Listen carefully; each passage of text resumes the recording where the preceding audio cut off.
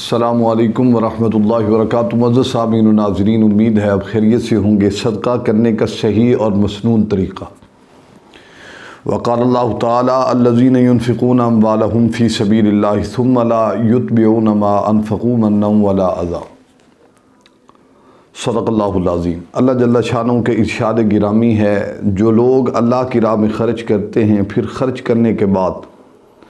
نہ تو احسان جتلاتے ہیں اور نہ ایذا پہنچاتے ہیں۔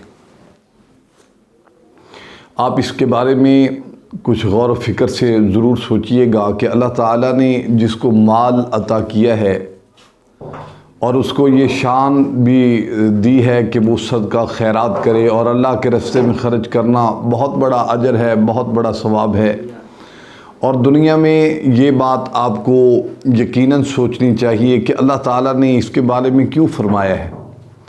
اور نبی اکرم رحمت عالم صلی اللہ علیہ وآلہ وسلم کا جو فرمان عالی شان ہے، آپ نے فرمایا ہے کہ ایک ہاتھ سے دو، دوسرے کو معلوم بھی نہ ہو۔ اور اس کے بارے میں محدثین نے، مفسرین نے ایک بہت اہم گفتگو کی ہے، اور جو مسنون طریقہ ہے اللہ کے راستے میں خرچ کرنے کا، وہ انتہائی اخلاص کے ساتھ، محبت کے ساتھ،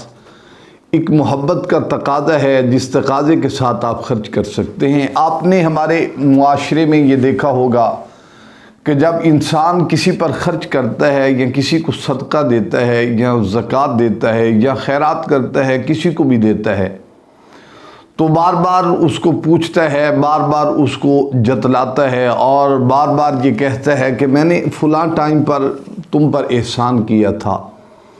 اس کے بارے میں محدثین نے لکھا ہے، اس خرچ کرنے سے بہتر ہے، اس پر کوئی نیکی نہیں ملے گی، بلکہ نیکی برباد، گناہ لازم ہے، اور گناہ لازم کا مصداق ٹھہرایا جائے گا۔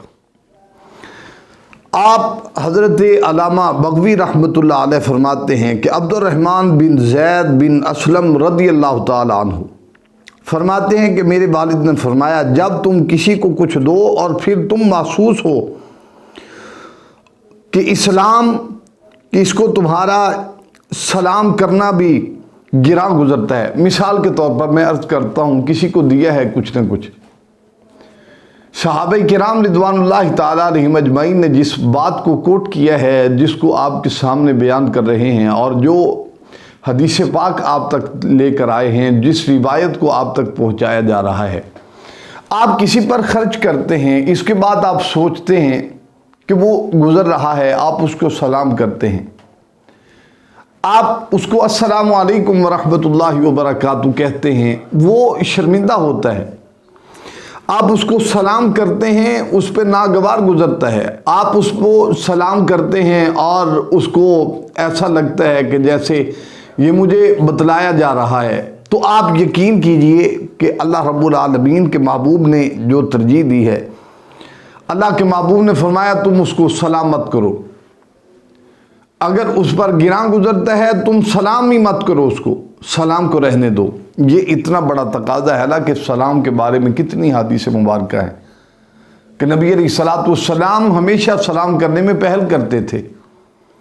اور سلام کرنا بہت بڑا اجر ہے، اس کا ثواب ہے، اور مجھے یقین کامل ہے کہ آپ جب بھی صدقہ و خیرات کریں گے، اللہ کے راستے میں یقین کے ساتھ کریں گے، اور اس کا اجر صرف اللہ سے ہی آپ مانگیں گے۔ دنیا آپ کو کچھ نہیں دے گی۔ اگر اللہ تعالیٰ نے آپ کو توفیق بخشی ہے اللہ کے راستے میں خرچ کرنے کی، تو یقین کیجئے آپ بہت خوش نصیب لوگ ہیں، اللہ تعالیٰ آپ کو اس کا اجر ضرور عطا فرمائے گا۔ امید ہے آپ کو یہ عمل بہت اچھا لگے گا۔ اللہ تعالیٰ آپ کو عمل کرنے کی توفیق عنایت فرمائے۔ السلام علیکم ورحمۃ اللہ وبرکاتہ۔